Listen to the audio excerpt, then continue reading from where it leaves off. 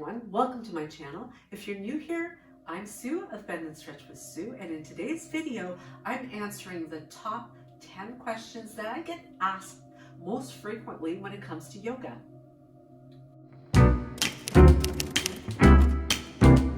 Question number one, getting right down to the very fundamentals. What is yoga? Yoga, or the word yoga, means to unite or to yoke, and in this case it is a union of mind, body, and spirit. What does namaste mean? Well, in Sanskrit, which is an ancient language, it means I bow to you. Now, I've also heard it interpreted as the light within me bows to the light within you, which is a greeting of sorts.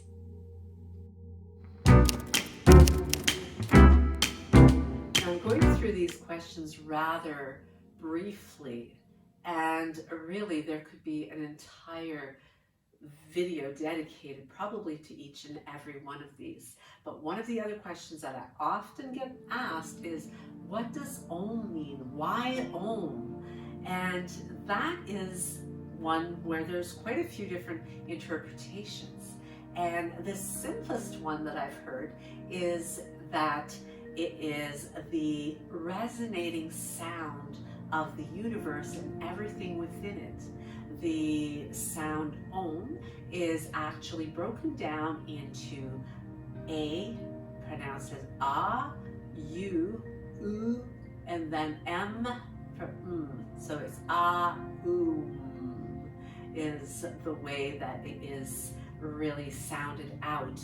Now, there is also in Sanskrit the description of Om as being humming, which holds a lot of benefits to the chakra energy within the body, through the throat chakra, even the heart chakra, and just getting that energy moving through the body. So it's one that we could really dive deep in, but the resonating sound of the universe is one that encompasses it all. The next question, is yoga a religion? Now, this one I have personally been asked so many times, and have someone maybe suffered a little bit of prejudice due to this belief. And truly, my experience has been, as a teacher, I move through a physical practice, and the participants get to experience the physical benefits, which there is really no separation with mind, body, and spirit. It is all one. And as you become more aware of your own physicality, and you are able to work through some of the stress that you might be holding on to, even some of the pain that you might be able to manage through your practice, you may feel yourself becoming more enlightened and much more in touch with your emotional being, with your physical, your spiritual, and your mental, and all of them seamlessly molding together. Does that make yoga a religion? I would say no, and from my research, I have seen much of that same consensus that yoga is not a religion. But there has been the Buddhist, as well as some of the Hindu religions, that have linked closely to yoga as well. So really it is about what you believe and how you choose to practice yourself. Can I practice yoga if I'm not flexible? And the answer is absolutely yes. Please practice yoga if you are not flexible. No matter your body shape, your body size, your level of flexibility, your strength, I have had the great fortune of teaching moms with their tiny babies to people who are in retirement homes and in chairs, and everything in between. People who have been afflicted with very serious conditions, all can practice yoga. It's a matter of really breaking it down to what is going to work for you in your body. So if you do not have the resource, there's so many great resources on YouTube. I have several videos that break down more gentle yoga, really types of yogas that will take care of you in your body. There's so many different kinds. My previous video on Tuesday covered the different types of yoga. So absolutely, the key is to listen to your body, get to know your body. Don't be afraid to use the many props that are suggested, and take your time. It's a lifelong journey, and you must enjoy every step of the way. So come back time and time again to the mat.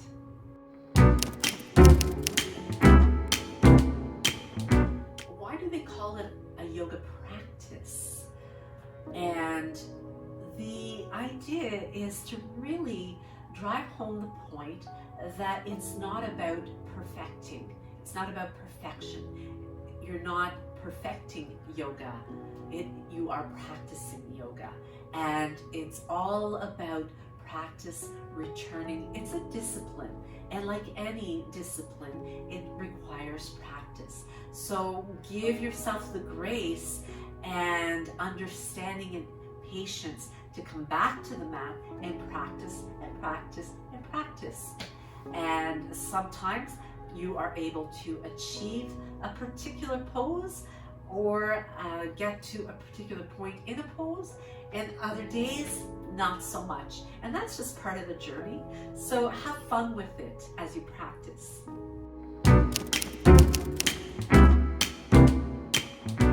How do I know if I'm doing it right? Well, number one is showing up on the mat. And as you continue to practice and show up, you become more in tune with your body. You become more in tune with your alignment and how the poses feel. And as you internalize all of this, you become more familiar and more able to determine how right you might be doing the pose. Also, your breath is an excellent guide. If you find yourself struggling to breathe, or you are holding your breath, that will be a good indication that you need to make some adjustments in order to come into a better alignment or a pace that is going to suit you better.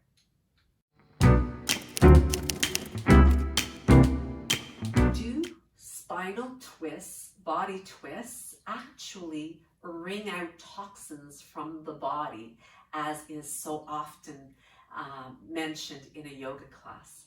Well, the scientific research says no, that doesn't actually happen. But the entire practice of yoga is filled with very flowery terms and imagery to really allow you to make that mind-body connection.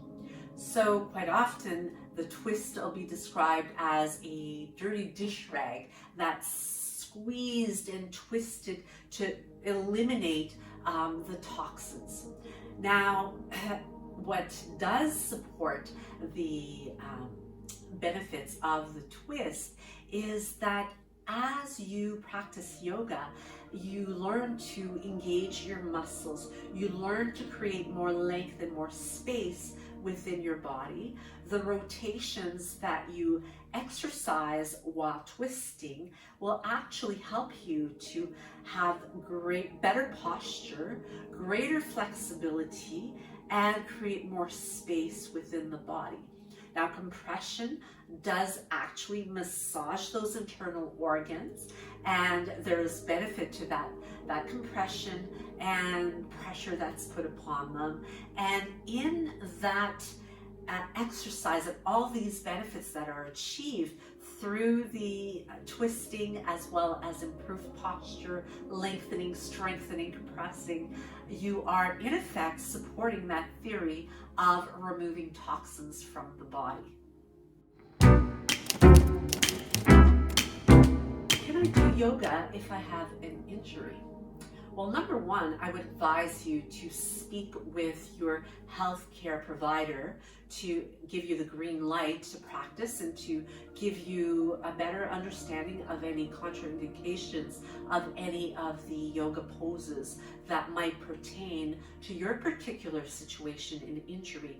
However, there are several injuries that are actually helped with yoga. In fact, if you see a physiotherapist, quite often they will prescribe to you different yoga exercises or poses to execute on a regular basis throughout your day in order to help you to rehabilitate your body from whatever injury you may have sustained. So proceeding with caution and being well armed with what is right for you, for your injury, will serve you the very best. Because there's no doubt that remaining sedentary and refraining from any kind of movement is also somewhat of a risk and may actually make your injury worse. So be informed. Female participants will often ask if it's okay to do inversion poses while they are menstruating. And according to Western medicine, there's absolutely no need to skip the inversions during your period. Now, depending on bloating and just how you feel, you may want to abstain from doing those during that time.